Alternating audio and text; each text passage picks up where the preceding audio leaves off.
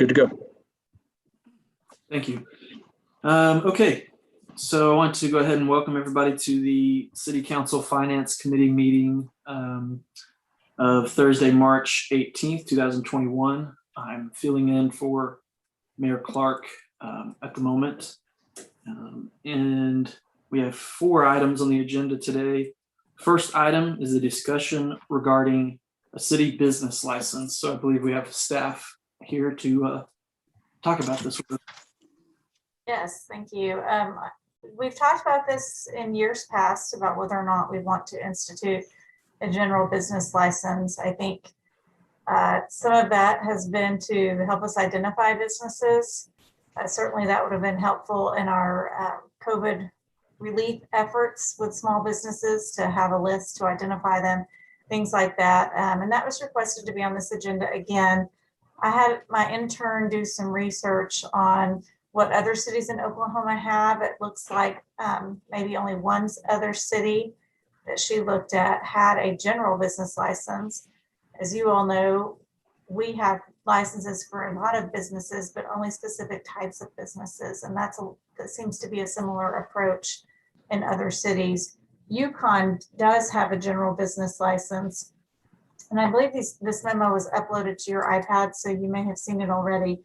But they have specialized licenses, a lot like we do, and then they have a general occupational license that is a $50 fee when you get the license and $25 fee renewal. We know, and looking at what we estimate to be our number of businesses and the amount of staff work it would take to process these licenses, that we would probably be looking at a minimum of $25, I believe, a year for those permits to cover our cost to administer it.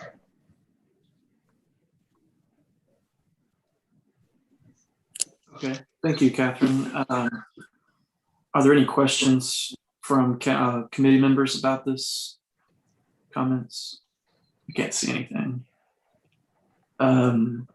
So I know that a general business license is something that has been talked about in the city council and in Norman just in general for many years. It was, as I mentioned before, the kind of outgoing request of Linda Price, who worked for the city for, I think, over 40 years. And when she retired 5 or 6 years ago, she spoke at the podium at city council and said, a general business license is one of the most important things I think that we need to get done in this city. And so even if it was whatever amount, we needed to get it done. So I am interested that Yukon is the only city that has a general business license. I thought Edmond and Oklahoma City had one as well. Are there any other in the whole state that we know of? Do we just look in the metro? She looked at Oklahoma City, Moore, Stillwater, Edmond, Lawton, Tulsa, Broken Arrow, Mustang, and Yukon. And Yukon does require this license, I believe, for each location. So if it's a franchise with multiple locations, each location would be required to obtain a different business license under their model. It's not an onerous fee, and I suspect it gives them some good information, just like we could have used a few months ago to be able to communicate with their business owners. But this, unlike other ones, doesn't require any kind of inspection or anything anybody would have to go through. It's just you pay the fee and you get a permit, and that's it. Right, and it's annual. All of our licenses are annual, and so that's where the staff time comes in, especially if all of them are following the same deadlines. It tends to be a revolving door over in the clerk's office. At license time, you always know when it's going on because there are people in and out all day long. And that would be the same here. Of course, it would be every business instead of just the few enumerated businesses. So I think that could be quite a bit of staff time, and that's why we were looking at the fee amounts we were. We don't want it to be onerous, I don't think, but we want to make sure that we're at least covering the cost. as they get the initial license and then renew. I see. Okay. Any other comments or discussion from anybody else about this? I see Mayor Clark's hand went up. Okay. I don't know how to exit this meeting. There. Okay. I think I missed some as I parked and came inside. Yes, this is not meant to burden businesses in any way. And I love that our city attorney pointed out with all these small business grants that we've just done that people got bonus points on if they were women owned or minority owned or veteran owned. I would imagine that the form include that information. You know, how many employees do you have? And so it's definitely not meant to be a revenue stream, but was it discussed that it could provide for a staff person that would work with businesses? And yeah, we talked about how the fee would have to be $25, we think, annually at least, to cover the cost of the staff time. And so if we were to implement this, when, like, would it be on the fiscal year? Like, I'm trying to figure out, or other licensing, what would be the best method for that? All of our city licenses expire on March the 31st of every year, so all of the ones that are in Chapter 13. So I would think that this should, stay in that same line so that there's no confusion. Okay, perfect. I was hoping you had something like that. So what would be a timeline for something like this? When would we want to move forward with implementing it, if that is something council decides to do? I think that's something we would want to amend Chapter 13 to include. And so we'd have to get the ordinance for first, second reading, and then 30 days to be effective. We can develop the application within that time. Obviously, it wouldn't be done by the end of March like our other licenses, but for that first year, it could begin, April, May, June, and then start renewals again in March. My hope would be that we move sooner than later on this, assuming that with another round of CARES Act funding, obviously I can't decide where that goes on my own, but we'll have more to give, hopefully. And again, if we know who these businesses are, we can better target them. The chamber does a great job, but they don't hit everybody. We have the little business district, but they don't hit everybody. And so I think this is a wonderful way to make sure we are supporting our businesses, not only making sure that we're reaching them with important information from the city, but then also having a staff person that can support them as well. So I would like to move forward with this. Would love to hear from the council as well. Councilmember Foreman? Would there be a penalty for businesses that didn't get this license? Now, currently, the way we handle that is most of the time is when somebody hasn't complied, it's not because they were trying to get around it. They just were not aware of the license requirement. And so once we reach out to them and, let them know about it and be aware, we just move forward from there. What kind of campaign would we do to make sure that everyone knew about it and was on board with it? And we definitely want to work with the chamber, I would think, and then use our social media channels to get the word out. And as always, with starting a new program, as Brenda said, is our typical practice, education is huge. So just working with people to make sure they know about the license and know that they need to comply with it and get that filled out and paid will be important to get it started. And so it'll take some time to get everybody on board. All right, thank you. We do receive calls, weekly from people or individuals starting a new business or opening a business that is something that we don't normally license, wanting to get a business license. So it's not unusual for somebody starting one to actually think they need one and to contact us for that. And if that was the case, we would certainly, be able to tell them up front, and it'd be much easier. I will say, moving forward, I would want to make sure the timeline is such that we could advertise and have a person on board to implement the program once it starts.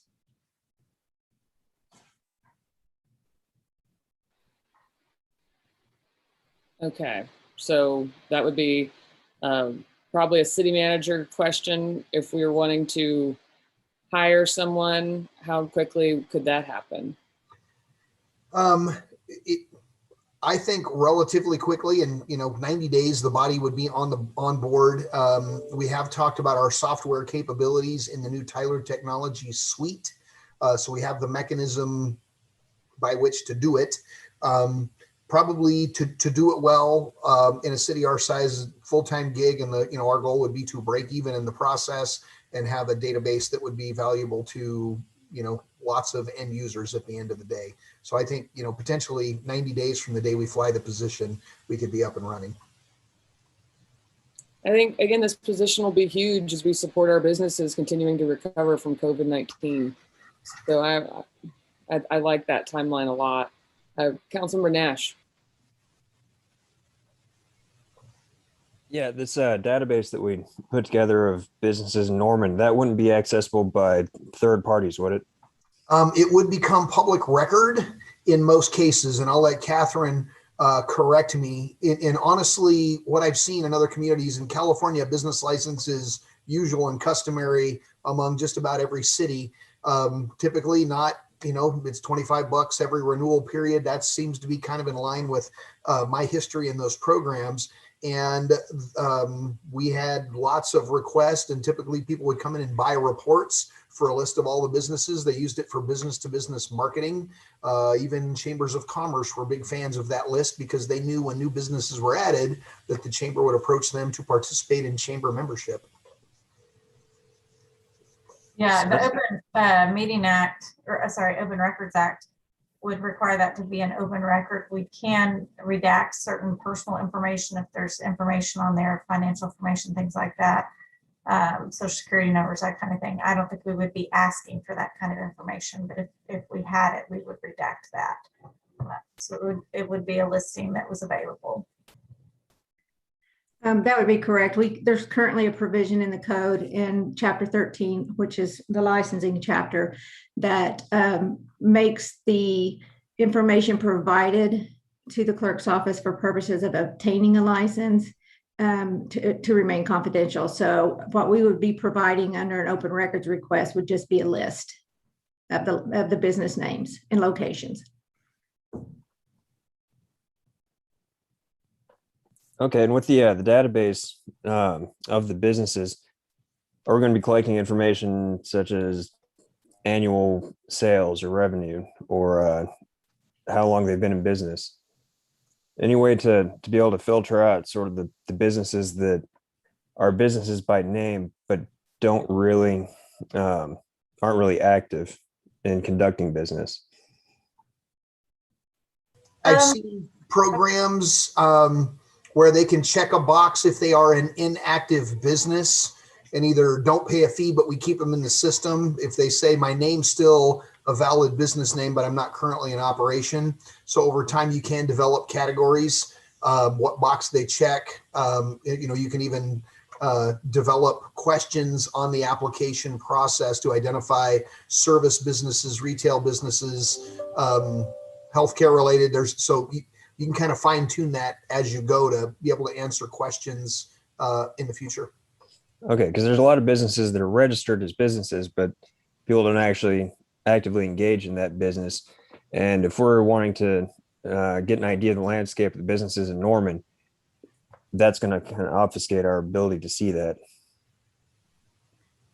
That's valid.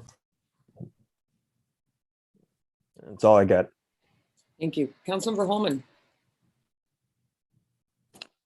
Okay, so you've mentioned a staff person. So the staff person would, I guess, be paid for by the revenue generated by the permits, ideally. And they would be here, they'd be at City Hall to help businesses in some capacity if they needed it for city purposes, city programs. This would be the person that the diner on Main Street would call at City Hall about questions about CARES Act funding or something like that. Is that kind of understand? Could be a very key component in the communication with individual businesses, startup businesses, connecting the dots to assistance for, like the CARES Act, the small business relief grants, etc. Because the database is very powerful, and that tool would be at their disposal. They would be the one that would gain the most familiarity with it, and it's just a matter of us making sure that individual has access to all of the opportunities available going out. So would be a busy full-time job, and they do spend their day in search of businesses moving locations so they can update the database, new businesses coming in. So they'll spend time each week in the newspaper looking for, look, here's a coupon for my new pizza restaurant. Oh, now I know I need to contact them and get them plugged into the system and added. So really does become a full-time operation, making sure your database is current as often as possible. I definitely would like to make sure, if we have this, that there is some kind of service that we could say we're providing. I understand that being in this database could help you get funding if there's an issue, we get federal funds or something, but just in general, day to day throughout the year, maybe we don't have a disaster for 5 years and we don't, to be able to explain you're paying $25 a year, you not only makes you more easy to contact, better eligibility for city or federal funding for issues, but also we have a staff person that can help you answer certain questions about stuff, or guide you through something, or whatever it may be, connect you to the chamber, connect you to whoever it may be. And so I think that would be good to be able to kind of display or show that that's what that staff person would also be part of their job description, I guess. And I think if that's a direction council would like to pursue, I think the magic may lie in the development of the job description in terms of, here are all your duties and responsibilities, to make sure we highlight that outward facing aspect heavily. Thank you. And then definitely like to hear some kind of feedback from the business community, not necessarily the Chamber of Commerce, but businesses, business owners. I don't know what type of forum or thing we might be able to have in that regard. I think that would be pretty good to get some feedback about what we're asking, why we're asking, how do they benefit from this type of thing. And then if a business already has a city business license for some other type of thing, would they also need to get this one in addition to that? Is that the way I understand? No, I don't think so. I think tradespeople and folks like that who already have to get a business, I don't think would need a general business license in addition to the license they already get. So dispensaries have a license. Would that be one that we have a general business license for as well? That type of thing? I wouldn't think so, but as we go through chapter 13 and look at all of those, we'll look at thinking of bars, dispensaries. Mm-hmm. I'm sure there's a whole lot of other businesses we require various city business permits from, but that would be a question I think would come up as well, as am I paying 2 permits now, or that type of thing.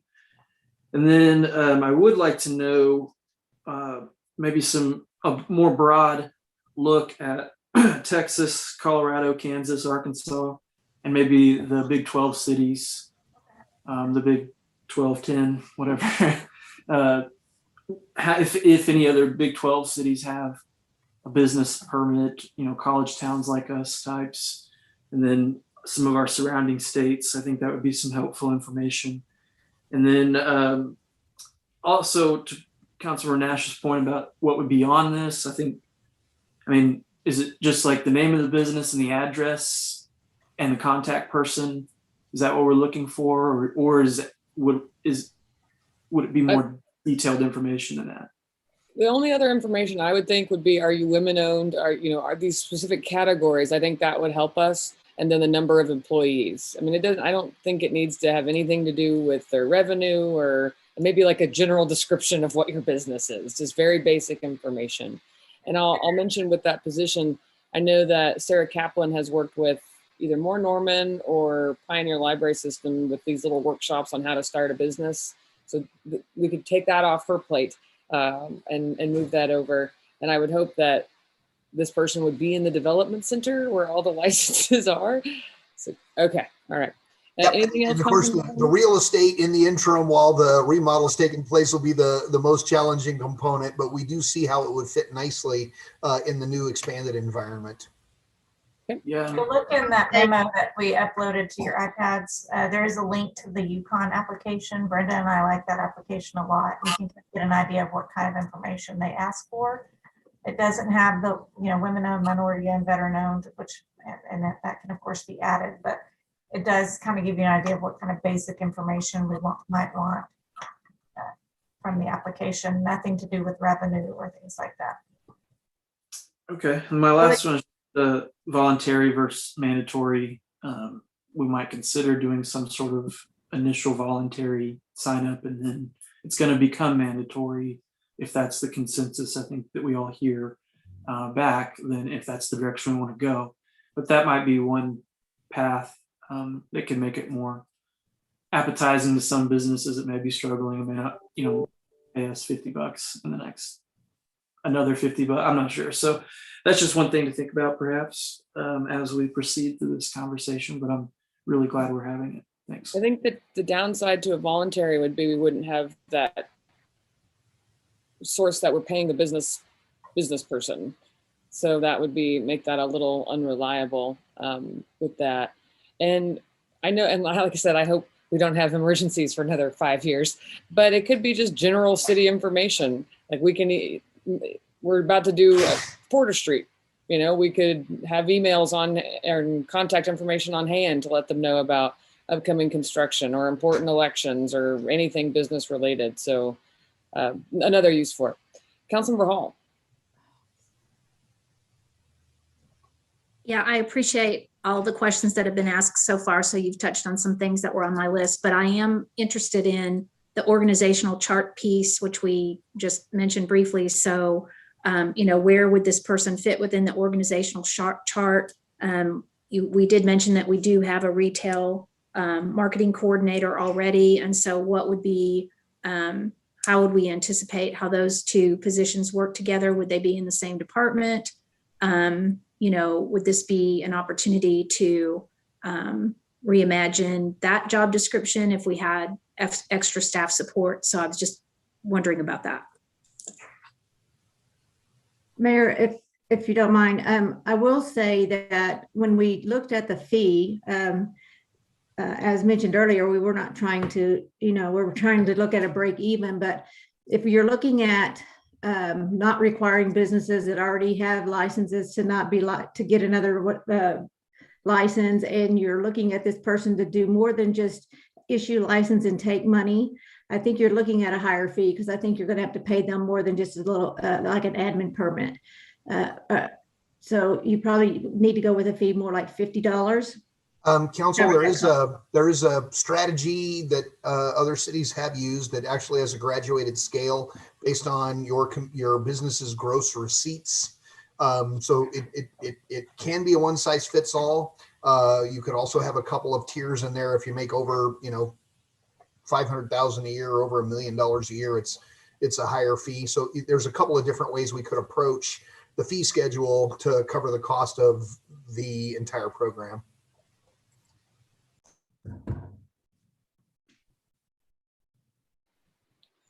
Any Councilmember Foreman? I just know this will be asked. It's all businesses, right? Because I know some people will say, well, does this mom and pop have to do it? Does Walmart have to do it? We're requiring every business in the city of Norman. Okay. Just want that head nod on record. Okay. Yes. But going back, for using Walmart as an example, Walmart already has a liquor license and a food service license. So if we're not going to hit them for an additional license, they wouldn't be buying one. And it's not unusual. I'll just mention, it's not unusual for businesses to have multiple licenses. There's several businesses that have, 3 and 4 licenses because of what they do within the business. I don't know that not requiring them to have one if they already have a license is really necessary. But I mean, that's something you all can consider. Yeah, I mean, the fee's small enough compared to some of these other licenses that it wouldn't be onerous either way, especially when you think about stores that are already offering multiple licensed services like liquor and things like that. I mean, it would certainly be easier to just do across the board, but then if we're simply trying to get their contact information and know who's out there, then that would seem redundant to me. So, and that's an excellent point that our city clerk made. As we add on to this job description, it will cost more. And we do have the retail marketing coordinator. So it would be nice to see how those two positions would work together. Like, would this person answer to the retail marketing coordinator? So I'm curious for that. Councilmember Holman, your hand is still up. Do you still have additional questions? Okay. No, thanks. Any other questions? Because it sounds like we're going to need to have this come back one more time. None at this time. I think did we give you enough direction on where we'd like to go from here? Excellent. Okay, on to item number 2, submission of the revenue and expenditure reports. Good afternoon, committee members. The revenue and expenditure reports were in your packet. The only thing that I would highlight is that this is the first of the period of uncertainty, for lack of a better term, where we are comparing, particularly as it relates to our other tax revenues and our sales tax revenues, we're comparing to where people are starting to have behavior affected by COVID. So I can't tell you how much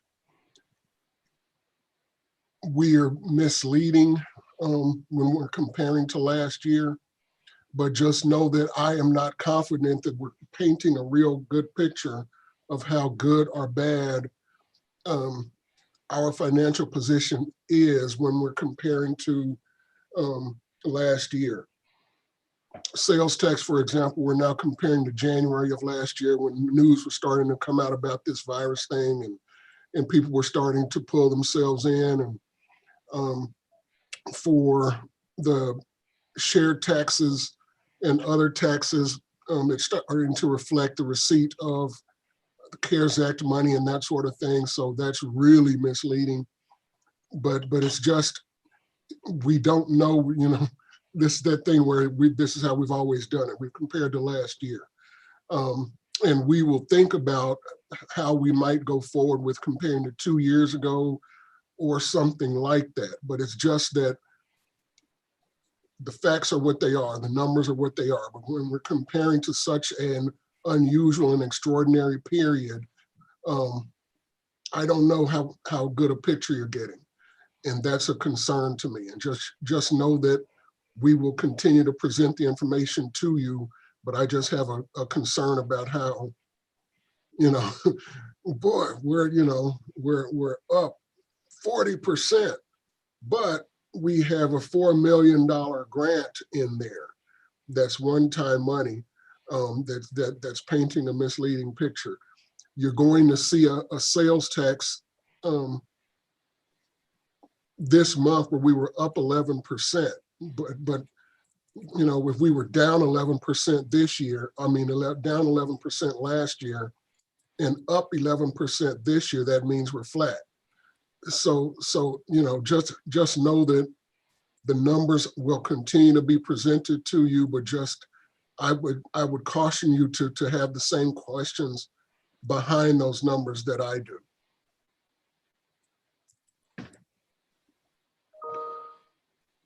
Well, thank you for that very realistic perspective. And I think we all understand that, but it's nice to be reminded. Councilmember Holman. Thank you. I would just also mention that even 2018 was one of the worst years ever, I think, or at least in many, many years, more than I've been on council. It was 2017 or 18. It seemed like every single month we were negative over the year before. So I think in my time on council, I've definitely discovered that it's hard to really paint. I mean, even month to month, you can see one month is up a lot, and then the next month it's down. It can, and then it's back up, and then it's down for 3 months, and then it's up for another for 2. You know, so it's definitely the sales tax thing is really a challenge to paint a real accurate or picture for people on a regular basis. I found it's just volatile. Thanks. Excellent point as well. Anyone have any other questions or comments about the numbers and the reports? Okay, we'll move on to our next item, submission of the report on open positions.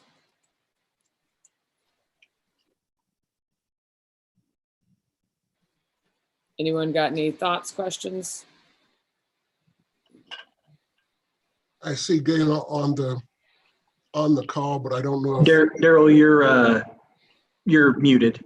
Sorry about that. I was going to say, I know Gayla's on the call with us and has the report handy. If you have any questions, Gayla, anything to report? Not really. You've got the vacancy report.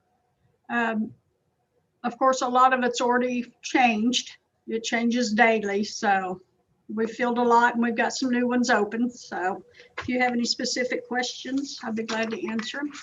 We are reviewing the job description for our Director of Parks and Recreation, anticipating Mr. Judd Foster's retirement in early May. So we'll have that flyer out on the streets, hopefully end of this week, first part of next week, and got some big shoes to fill in that one. Thank you. Councilmember Holman. First one is ADA coordinator. Is that position filled, or are we still waiting on that one? The ADA coordinator, yeah, that's been filled. Okay, I wasn't entirely sure. And then police, we're about to have an academy starting soon. And how many positions are we looking to fill, and how many applicants do we have starting off anyway? I believe it was 11 that we've selected. So they'll be going through orientation pretty soon. There's a dozen. It starts April 4th. 12? Yeah. A dozen. Okay, cool. Okay, those are the two that I was really wondering about. Thank you. And I brought this up in our recent study session talking about the solar panels. I'd love to see us move on the sustainability coordinator again, because we continue to invest in a lot of amazing projects. And I think now more than ever, we need some staff on that. But Daryl, are we going to have to wait for the solar panels to get in and start making some money on that? Or how's that going to work? No, actually, we've got that position budgeted, and Gayla has a job description. We are reviewing that this week. And that should be out in the field in the month of March also. Excellent. Okay. Any other questions from council or comments? That was all I had. Okay, then this is an opportunity for miscellaneous comments. Councilmember Holman? I'm sorry, your hand is still up. It's No, I don't have anything. Thanks.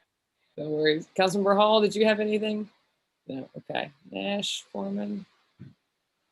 Awesome. All right. Well, good discussion on these items. And hopefully, as we continue the budget process, Anthony will have a little more confident statements to share with us. I know we're all doing the best we can in this unprecedented situation. And we are hopeful. Kind of, I guess my miscellaneous comment would be, we do know that the American Rescue Plan, the HEROES Act has passed. I was on a call with the U.S. Conference of Mayors today. Speaker Pelosi joined. That was pretty cool. And everyone thanked her for those efforts of getting direct payments. We're not entirely sure when it will arrive, but I believe sooner than later. And we have not received instructions from the Department of Treasury on how that will be spent. So we anticipate right now on the list, it shows City of Norman at $22.7 million in support. We've heard conversations that it would come in 2 tranches.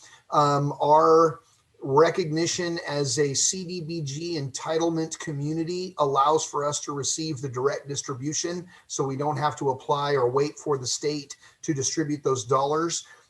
It was fascinating that the Department of the Treasury was assigned the responsibility of guidelines on how those dollars could be spent. But as we sit in mid-March, we are optimistic that those instructions will come to us in time to allow council to program those dollars before budget adoption and really start to have an immediate impact when dollars arrive. So we'll keep you posted when those instructions arrive. You'll probably get an update at your very next council meeting or next study session or pre-council conference on what that opportunity looks like, so we can make sure we deliver you a budget that meets your expectations. Excellent. Excellent. And Daryl, do we have the date, or and maybe Anthony might know as well, the date of the 2 public hearings that we'll have for the budget? I think Anthony's got those on our calendar, or Kim. The first one is April 27th and the second one is May 25th. Thank you. And I will urge everyone again to make sure you get out and vote yes on April 6th for that street maintenance bond. It's a no new taxes, no tax increase, a no-brainer, and lots of important improvements into our neighborhoods where you drive every day. So make sure you're advocating with your wards to have that. I'm sure if you would like to do a virtual ward meeting on the street maintenance bond, Mr. O'Leary would be happy to accommodate. So let's make sure that those happen as well. With that, if no one else has any other miscellaneous comments, this meeting is adjourned.